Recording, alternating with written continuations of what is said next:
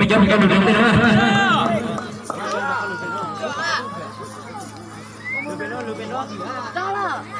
Lừa bên nữa.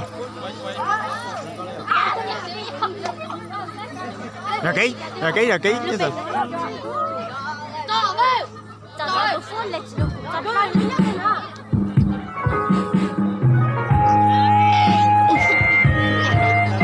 Ôi, đứa con trốn đàn rồi đấy mà. Bây giờ mọi người hãy nhận lấy ra sự kiện của chúng ta đi. Cuộc thi là thế chế ba một tổ chức mà.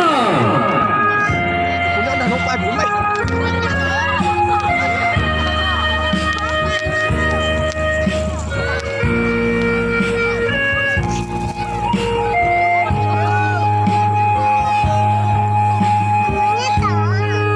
Nhân nó sợ. Sao sụp sắp bỏng chưa?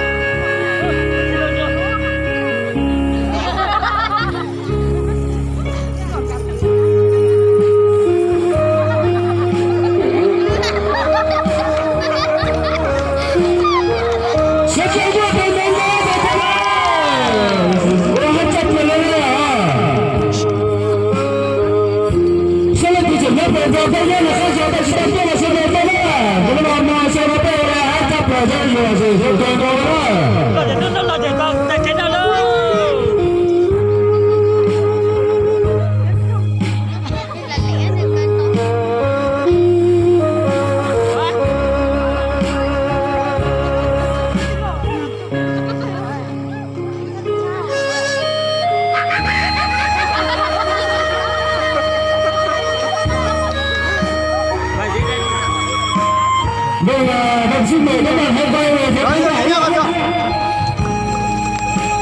Mời các bạn xuống đây về phía khán giả nha.